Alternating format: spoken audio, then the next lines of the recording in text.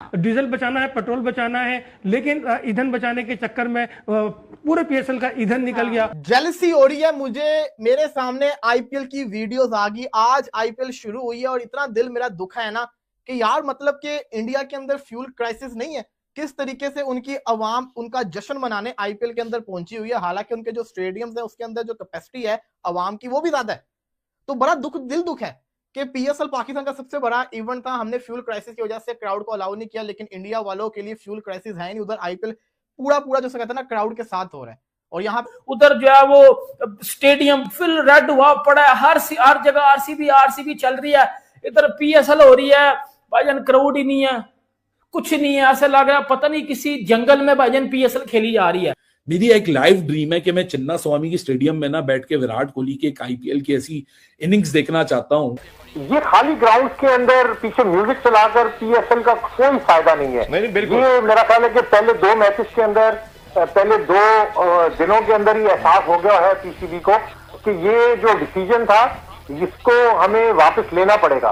अगर ये वापस ना लिया गया तो समझे कि पीएसएल सिर्फ टीवी के ऊपर ही देख रहे हैं। आप टीवी के ऊपर कितनी व्यूअरशिप आप ले सकते हैं? बिल्कुल जो सही असल बात है। फैन है क्रिकेट का वो ग्राउंड के अंदर देखना चाहता है और प्लेयर्स का मोराल भी उस वक्त अप होता है जब ग्राउंड के अंदर फैंस होते हैं। देखिए ये लीग क्रिकेट है, ये इंटरनेशनल क्रिकेट नहीं है। इंटरनेशनल क्रिकेट में अगर ग्राउंड के अंदर कोई नहीं भी आता ना तो कोई फर्क नहीं पड़ता।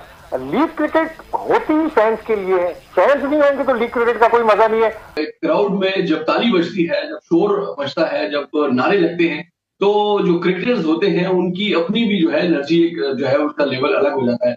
अब फिर जाहिर सी बात है कि जब छक्का लगता है और चौका लगता है या विकेट गिरती है तो उसके ऊपर जो क्राउड का एक शोर शराबा और जो उसका हंगामा होता है उसका अपना एक मजा होता है। आप टीवी के ऊपर देखें, आप ग्राउंड के अंदर देखें, या जो खिलाड़ी हैं वो भी इस चीज को बड़ा ज्यादा मिस करते हैं। बाबर आजम और विराट कोहली का कोई कंपैरिजन है ही नहीं। हाँ।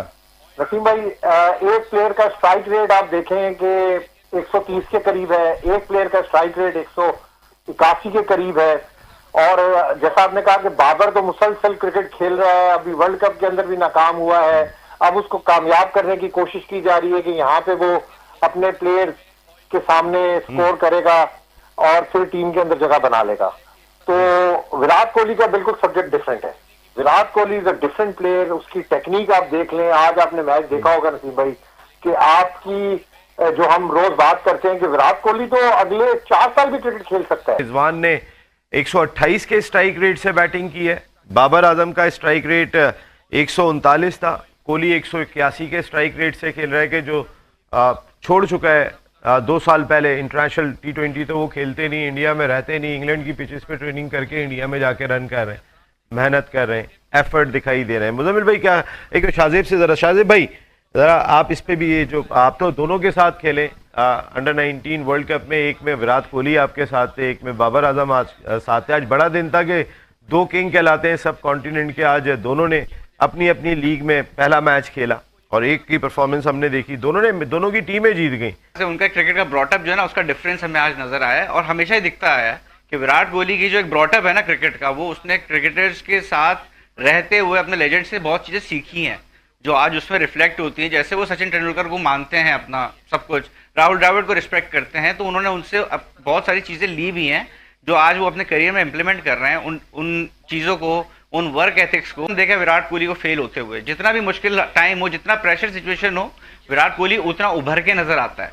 और अगर यही हम बाबर आजम को देखें, जरा सा प्रेशर दिखता है तो उसकी चेहरे पे वो चीज़ नजर आना शुरू हो जाती है कि अंडर प्रेशर खेल रहा है, उसको मतलब उतना कंट्रोल नहीं है उस सिचुएशन के ऊपर।